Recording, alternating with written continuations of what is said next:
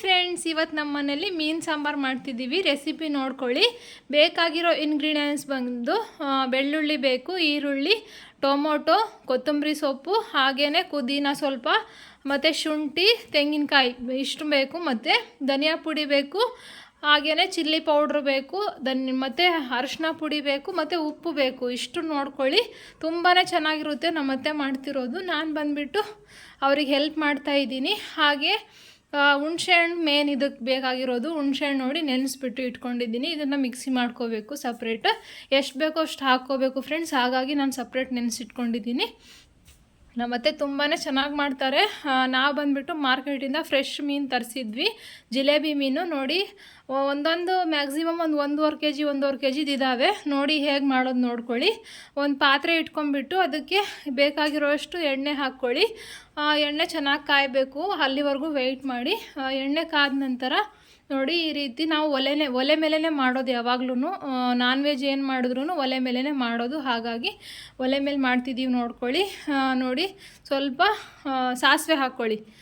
ಸಾಸಿವೆ ಸಿಡಿದ ನಂತರ ಚೆನ್ನಾಗಿ ಸಿಡಿಬೇಕು. ಮಸಾಲೆ ಎಲ್ಲ ನಾನು ಹೇಳಿದ್ನಲ್ಲ, ಅದೆಲ್ಲ ಒಂದು ಬೌಲಿಗೆ ಹಾಕ್ಕೊಂಡು ಇಟ್ಕೊಂಡು ಇವಾಗ ಹಾಕ್ಕೊಳ್ಳಿ ಪಾತ್ರೆಗೆ. ಮತ್ತು ಉಪ್ಪು ನೋಡಿ ರುಚಿಗೆ ತಕ್ಕಷ್ಟು ಉಪ್ಪು ಹಾಕ್ಕೊಳ್ಳಿ. ತುಂಬ ಚೆನ್ನಾಗಿರುತ್ತೆ ಫ್ರೆಂಡ್ಸ್. ಹಾಗೆಯೇ ಇದು ಚೆನ್ನಾಗಿ ಕುದಿಯೋವರೆಗೂ ಬಿಡಬೇಡಿ. ಇವಾಗ ಒಗ್ಗರಣೆ ಹಾಕ್ಕೊಂಡು ನೀರೆಲ್ಲ ಎಷ್ಟು ಬೇಕಷ್ಟು ಹಾಕ್ಕೊಂಡ ತಕ್ಷಣ ಮೀನು ಹಾಕ್ಕೊಂಬಿಡಿ. ಯಾಕಪ್ಪ ಅಂತ ಹೇಳಿದ್ರೆ ಆ ಮಸಾಲೆ ಎಲ್ಲ ಕುದ್ಮೇಲೆ ಹಾಕ್ತಾರೆ ಕೆಲವರು. ಆ ರೀತಿ ಮಾಡಿದ್ರೆ ಮೀನೆಲ್ಲ ಒಡೆದೋಗೋ ಚಾನ್ಸಸ್ ಇರುತ್ತೆ. ನೋಡಿ ನಾನು ತೋರಿಸ್ತಿರೋ ರೀತಿ ಮಾಡಿ, ತುಂಬಾ ಚೆನ್ನಾಗಿರುತ್ತೆ. ಮತ್ತು ಮೀನು ಒಂಚೂರು ಒಡೆದೋಗಿರಲ್ಲ, ಹಾಗೇ ಇರುತ್ತೆ. ನಾವು ಹೇಗೆ ಹಾಕಿದ್ವೋ ಹಾಗೆ ಇರುತ್ತೆ. ಮೀನು ಜಾಸ್ತಿ ಕುದಿಸ್ಲಿಕ್ಕೆ ಹೋಗಬೇಡಿ. ಸ್ವಲ್ಪ ಹೊತ್ತು ಒಂದು 10 ನಿಮಿಷ ಸಾಕು ಕುದಿಲಿಕ್ಕೆ.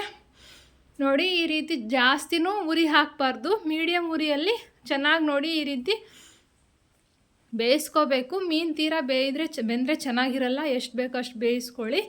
ಮತ್ತು ಜಾಸ್ತಿ ಮಿಕ್ಸ್ ಮಾಡಬೇಡಿ, ಅದೆಲ್ಲನೂ ಒಡೆದೋಗೋ ಥರ ಆಗುತ್ತೆ. ಹಾಗಾಗಿ ಎಲ್ಲನೂ ಹಾಕಿದ ತಕ್ಷಣ ಒಂದು ಒಳ್ಳೆ ಮಿಕ್ಸ್ ಕೊಟ್ಕೊಳ್ಳಿ. ಒಂದೇ ಒಂದು ಮಿಕ್ಸ್ ಕೊಟ್ಬಿಟ್ಟು ಬಿಟ್ಬಿಡಿ. ತುಂಬ ಚೆನ್ನಾಗಿರುತ್ತೆ ಫ್ರೆಂಡ್ಸ್. ಯಾವಾಗಲೂ ನಮ್ಮ ಅತ್ತೆನೇ ಮಾಡೋದು. ಚೆನ್ನಾಗಿರುತ್ತೆ, ಚೆನ್ನಾಗಿ ಮಾಡ್ತಾರೆ ನಾನ್ ವೆಜ್ ಅವರು. ನಾನು ಹಾಗಾಗಿ ಅವ್ರಿಗೆ ಹೆಲ್ಪ್ ಮಾಡಿ ನೋಡಿ ನಾನು ರೆಸಿಪಿ ಶೂಟ್ ಮಾಡಿಕೊಂಡೆ. ಇವತ್ತು ನಮ್ಮ ಮನೇಲಿ ಹೀಗಿತ್ತು ಫ್ರೆಂಡ್ಸ್. ನೀವೂ ಯಾವ ರೀತಿ ಮಾಡ್ತೀರಾ ಅಂತ ಹೇಳಿಬಿಟ್ಟು ಕಮೆಂಟಲ್ಲಿ ತಿಳಿಸ್ಕೊಡಿ.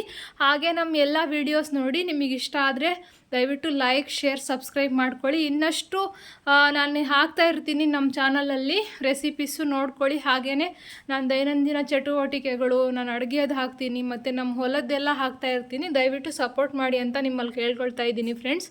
ತುಂಬಾ ಥ್ಯಾಂಕ್ ಯು. ನಾನು ಇಷ್ಟು ಇವಾಗ 92 ಸಬ್ಸ್ಕ್ರೈಬರ್ ಆಗಿದ್ದಾರೆ. ಎಲ್ಲನೂ ನಿಮ್ಮಿಂದಾನೆ ಫ್ರೆಂಡ್ಸ್. ನಾನು ಬೆಳಿಬೇಕು ಅಂತ ಅಂದ್ಕೊಂಡಿದ್ದೀನಿ. ನೀವು ಬೆಳೆಸ್ತೀರಾ ಅಂತಲೂ ನಾನು ನಂಬಿದ್ದೀನಿ.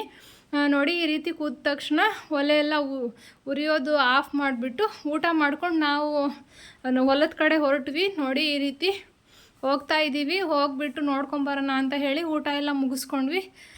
ನನ್ನ ಮಗಳೂ ಆಟ ಆಡ್ತಾ ಇದ್ಲು ಫ್ರೆಂಡ್ಸ್. ನಮ್ಮ ಹೊಲದ ಹತ್ರ ಹೋಗಿದ್ವಿ ಒಂದು ಸ್ವಲ್ಪ ಹೊತ್ತು.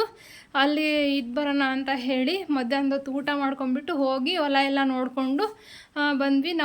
ಇವತ್ತಿನ ದಿನ ಹೇಗಿತ್ತು ಫ್ರೆಂಡ್ಸ್. ಇಷ್ಟ ಆದರೆ ದಯವಿಟ್ಟು ಲೈಕ್ ಮಾಡಿ, ಹಾಗೆಯೇ ಶೇರ್ ಮಾಡಿಬಿಟ್ಟು ಸಬ್ಸ್ಕ್ರೈಬ್ ಮಾಡ್ಕೊಳ್ಳಿ. Thank you friends. ಬಾಯ್.